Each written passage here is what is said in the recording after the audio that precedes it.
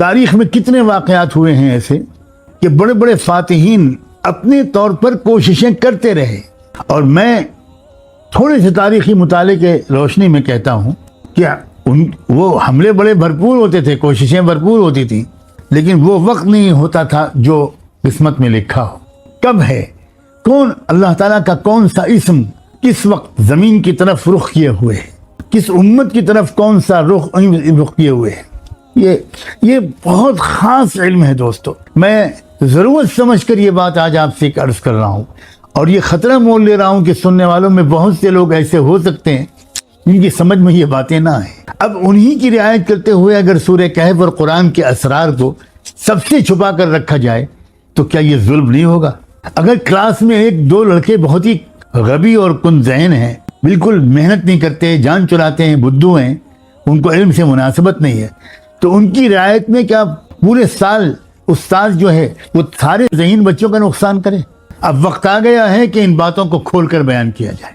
کیوں ضرورت سمجھی ہے بڑے بڑے محدثین نے، مفسرین نے، علماء نے، فاتحین نے، بادشاہوں نے کیوں ضرورت سمجھی ہے کہ وہ کسی نہ کسی اللہ والے کے دامن تھامیں اور اس سے رہنمائی لے کر قدم بقدم اپنی جد و جہد آگے بڑھائیں؟ سلطان محمود غوری غزنوی سے لے کر سلطان شہاب الدین غوری تک ذرا پلیز ان کی تاریخ پڑھیے. شہاب الدین غوری نے کتنے حملے کیے، برابر ناکام ہوتا رہا، پھر شاید کچھ بات اس کی سمجھ میں آئی، اور پھر اس نے چشتی سلسلے کے بہت عظیم مشائخ کا دامن تھاما، ان سے رابطہ قائم کیا، اور انہوں نے کہا کہ بیٹا جب میں کہوں تب کرنا، ابھی نہیں، ابھی رک جاؤ. اور پھر اس کے بعد جب ان کا اشارہ ہوا کہ چلو اب بسم اللہ کرو، تو پہلی ہی کوشش میں وہ فاتح ہند بن گئے.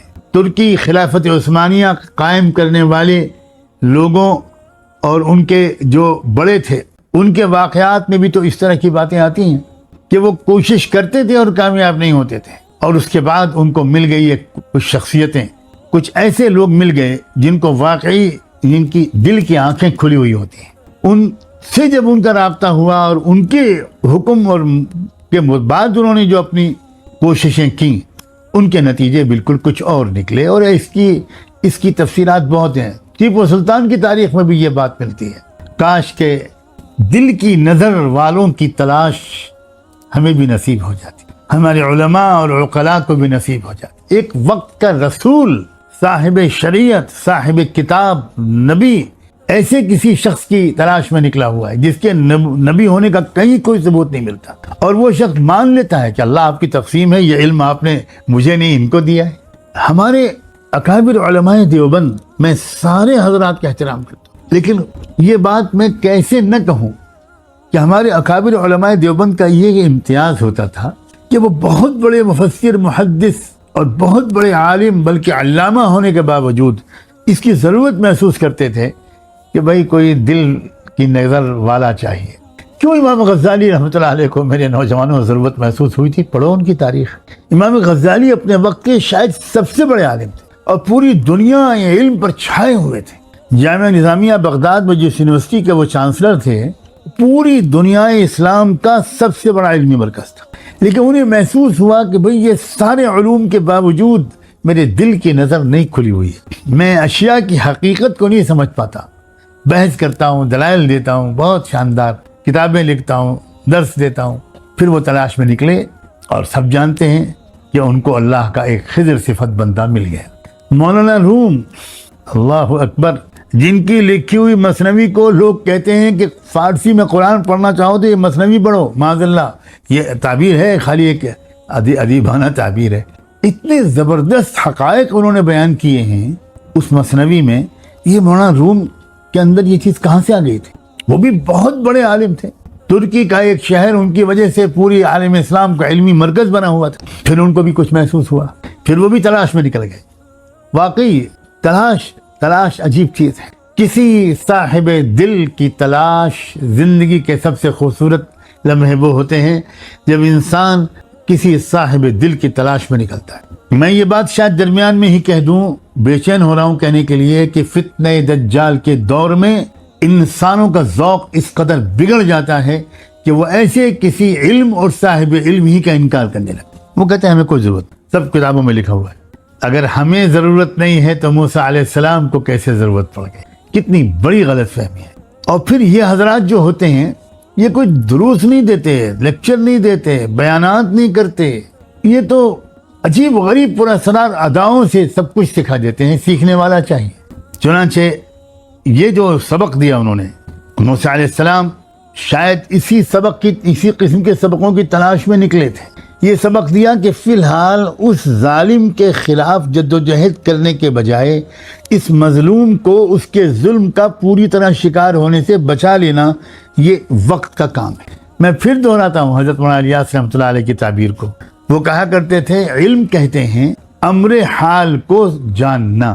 اللہ تعالیٰ کے احکام الگ الگ وقت میں بدلتے رہتے۔ ظہر کے وقت میں اللہ کا حکم عصر پڑھنے کا نہیں ہوتا، ظہر پڑھنے کا ہوتا۔ اب اگر کوئی شخص ظہر کے وقت میں عصر پڑھنے لگے اور جب اس سے کہا جائے کہ یہ عصر کا وقت نہیں ہے تو وہ کہے کہ آپ اللہ تعالیٰ کے پورے دین پر عمل نہیں کرتے، آپ مجھے روکتے ہو اللہ تعالیٰ کے بعض احکام پر عمل کرنے سے، آپ نے تو دین کے ایک حصے کو لیا ہوا ہے۔ ارے میرے پیارے، عصر کا وقت جب شروع ہو جائے گا تب حکم عصر آئے گا، تب عصر پڑھنا، ابھی نہیں پڑھ سکتے۔ اسی طرح الٹ کر بھی آپ سمجھیے کہ عشاء کے وقت میں ظہر پڑھنا یہ بھی غلط ہے۔ امر حال کو سمجھو، اس وقت اللہ تعالیٰ کا ہم سے کیا حکم ہے۔ یہ بات جب حق اور باطل کی جدوجہد ہوتی ہے اور انصاف اور ظلم کی لڑائی اور ٹکراؤ ہوتا ہے تو اس وقت اس علم کا جاننا قائد کے لیے بہت ہی ضروری ہوتا ہے کہ ظلم کے خلاف جدوجہد کا یہ کون سا مرحلہ ہے، اس میں ہم کو کیا کرنا ہے۔ اس میں ہم کو طائف والا انداز اختیار کرنا ہے، ہم کو غار ثور والا انداز اختیار کرنا ہے، ہم کو شعب ابی طالب والا انداز اختیار کرنا ہے، یا ہم کو مدینہ منورہ پہنچ کر میثاق مدینہ جس طرح اللہ کے رسول نے سب کے ساتھ معاہدات کیے تھے وہ اسٹیج ہے، یا بدر میں مقابلہ کرنا ہے، یا احد میں دفاع کرنا ہے۔ الگ الگ اسٹیجز ہیں، اور میں کہہ سکتا ہوں کہ 50 اسٹیجز ہو سکتے ہیں۔ اور پوری محمد رسول اللہ کا سیرت کا ایک بہت بڑا معجزہ یہ ہے کہ صرف 23 سال کے عرصے میں وہ تمام اسٹیجز اللہ تعالیٰ نے گزار دیے جو قیامت تک آنے والی قیامت تک امت کو درپیش ہوں گے جو مرحلے، تو ہر مرحلے میں امت کی قیادت کرنے والے لوگوں کی ذمہ داری ہے کہ وہ اس بات کو سمجھیں کہ ہمارے موجودہ حالات اور اس مرحلے میں جس میں ہم ہیں، اس مرحلے میں اللہ تعالیٰ کی کون سی ہدایات ہیں جن پر ہم کو اس وقت عمل کرنا ہے،